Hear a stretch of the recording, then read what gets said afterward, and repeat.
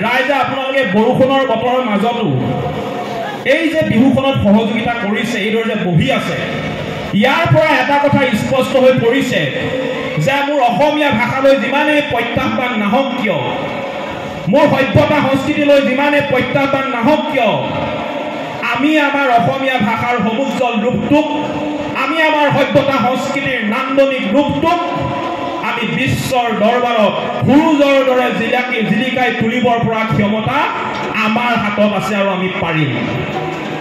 সংগ্ৰামী যুৱ ছাত্ৰ পৰিষদক ধন্যবাদ জ্ঞাপন কৰিছোঁ।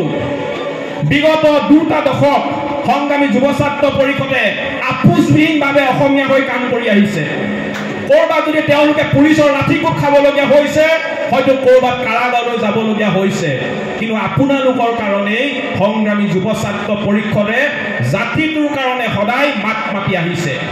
আৰু অসমৰ ৰাজপথৰ আন্দোলনৰ সমান্তৰালভাৱে অসমৰ শৈক্ষিক, ক্ৰীড়া, সাংস্কৃতিক সকলো দিশতে উত্তৰণৰ কাৰণে সংগ্ৰামী যুৱ ছাত্ৰ পৰিষদে কাম কৰি আহিছে। মই সংগ্ৰামী যুৱ ছাত্ৰ পৰিষদ আন্তৰিকতাৰে মই ধন্যবাদ জ্ঞাপন কৰিছোঁ আৰু সকলোকে এটা হাত চাপৰি দিবৰ কাৰণে অনুৰোধ জনাইছোঁ। শ্ৰদ্ধেয় ৰাইজ, সৰু এটা কথা কৈ যাওঁ, বেছি দীঘলীয়া নকৰোঁ। বিহুত দীঘলীয়া কথা ক'লে মানুহে বেয়া পায়। আজিৰ তাৰিখত অসমীয়া ভাষাটোৰ অৱস্থা কি আপোনালোকে সকলোৱে জানে। মই এটাই কথা কওঁ, আমাৰ অভিভাৱক অভিভাৱিকাসকলে যেতিয়া সন্তান এটা যেতিয়া ইংলিছ মিডিয়ামত স্কুলত পঢ়িবলৈ যায়, যেতিয়া A for এপল বুলি কয়, B for বল বুলি কয়, C for কেট বুলি কয়, তেতিয়া আমাৰ সন্তানৰ অভিভাৱিকাই বা মাক দেউতাকে গৌৰৱ অনুভৱ কৰে। মই এইটোৱে ক'ব বিচাৰিছোঁ, আপোনালোকে গৌৰৱ অনুভৱ কৰক, কিন্তু তাৰ সমান্তৰালভাৱে আপোনালোকে A for এপল বুলি যি ধৰণে আপোনালোকে ক'বলৈ শিকাইছে বা কওঁতে আপোনালোকে গৌৰৱ অনুভৱ কৰিছে, ঠিক একে সময়তে আপোনালোকে মানে অসম বুলি ক'বলৈও আপোনালোকৰ সন্তানক শিকাব লাগিব আৰু শিকাওক। আমি শিকাব লাগিব, আমি ক'ব লাগিব, লাচিত বৰফুকনৰ কথা আমিয়ে ক'ব লাগিব। আজিকালি বিদ্যালয়সমূহত শংকৰদেৱৰ চৰ্চা নাইকিয়া হৈছে। কৰতল কমল কমল দল নয়ন ভৱদহ দহন গণ বন শয়ন, এই যে আকাৰিকা নথকাকে যে শংকৰদেৱে যে এটা কবিতা লিখিছিলে, সেই কবিতাটো কিন্তু আজি হয়তো উঠি অহা প্ৰজন্মই সেই বিষয়ে নাজানে, হয়তো ক'ব নোৱাৰিব। দুখটো কাৰ গাত? দুখটো আমাৰ গাত। আমি নিজে পাতি ল'ব লাগিব। আমি সন্তানক শিকাব লাগিব। লাচিত বৰফুকন কোন আছিলে আমি শিকাব লাগিব। মহাপুৰুষ শ্ৰীমন্ত শংকৰদেৱ কোন আছিলে আমি শিকাব লাগিব। সতী জয়মতী কোন আছিলে আমি শিকাব লাগিব। বীৰ চিলাৰায় কোন আছিলে আমি শিকাব লাগিব। সতী সাধনী কোন আছিলে আমি শিকাব লাগিব।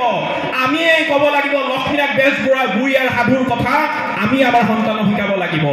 আমি আমাৰ সন্তানক শিকাব লাগিব লক্ষ্মীনাথ বেজবৰুৱাৰ বুঢ়ীয়াৰ সাধুৰ কথা আমি শিকাব লাগিব। আমি শৰাইঘাটৰ যুদ্ধৰ কথা যে কৈ থাকোঁ, শৰাইঘাটৰ যুদ্ধত আমাৰ আজু ককাসকলে যেতিয়া প্ৰাণ দিছে আৰু তেওঁলোকৰ হাড়বিলাক যে আমাৰ মাটিৰ তলত যে সোমাই আছে, আমি যদি এই ইতিহাস যদি আমি নকওঁ, এই হাড়ৰ মৰ্ম বেদনা হয়তো তেওঁলোকে কান্দি থাকিব, ওপৰৰ পৰা তেওঁলোকে চাই কান্দি থাকিব। গতিকে আমি ক'ব লাগিব, আজিকালি সন্তানে চাউ খাই ভাল পায়, ঠিক আছে, ঢেকীয়া শাকৰ কথা আমি ক'ব লাগিব, ঢেকীয়া শাকৰ গুণৰ কথা আমি ক'ব লাগিব। এই কথাখিনি কিন্তু আমি অভিভাৱক অভিভাৱিকাসকলে আমাৰ সন্তানক ক'ব লাগিব, তেতিয়াহে কিন্তু জাতিটো জীয়াই থাকিব। টুইংকুল টুইংকুল লিটল ষ্টাৰ গোৱাৰ সমান্তৰালভাৱে আমি অসমীয়াৰ বিহু গীত আমি গাবলৈ আমাৰ সন্তানে শিকিব লাগিব। তেতিয়াহে ক'ব পাৰিম যে আমি আমাৰ জাতিকে সদায় অনাদি অনন্ত কাললৈ আমি মূৰ দাঙি উচ্চ আমি জীয়াই থাকিব পাৰিম। গতিকে মই ভাবিছোঁ গুমুঠাবাসী ৰাইজে অসমীয়া জাতিটো, অসমীয়া ভাষা, অসমীয়া সংস্কৃতি ৰক্ষাৰ ক্ষেত্ৰত এক বলিষ্ঠ ভূমিকা গ্ৰহণ কৰি আহিছে।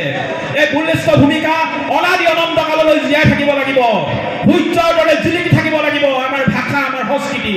গতিকে এইখিনি কথাই ক'লোঁ।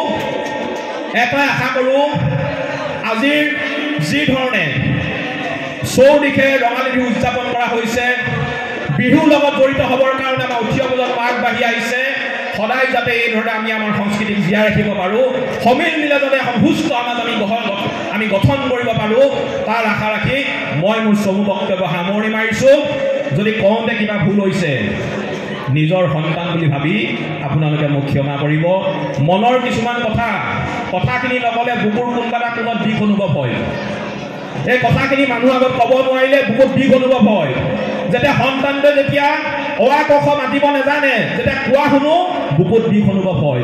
কিছুমান সন্তানক আমি দেখিছোঁ, ডাঙৰ মানুহ যেতিয়া বহি থাকে বাপেকে যেতিয়া সুধে এওক চিনি পাইছেনে ভৰিটোৱে দেখুৱায় নাই পোৱা চিনি নাই পোৱা এনেকৈ দেখুৱায় এইবিলাক দেখিলে বুকুখনৰ এটা কোণত বিষ অনুভৱ হয় গতিকে মই আশা ৰাখিছোঁ আমি আমাৰ সংস্কৃতি আমি আমাৰ ভাষা আমি আমাৰ জাতিটো আমি সকলো আমি ইয়াত বসবাস কৰা জাতি বৰ্ণ ধৰ্ম ভাষা নিৰ্বিশেষে আমি সকলো একলগ হৈ আমাৰ জাতিটো আমি সবল কৰি তুলিব লাগিব আৰু বিশ্বৰ দৰবাৰত অনাদি অনন্তকাললৈ আমি জাতিটো জীয়াই ৰখাৰ ক্ষেত্ৰত আমি ভূমিকা গ্ৰহণ কৰিব লাগিব ধন্যবাদ জয় আই অসম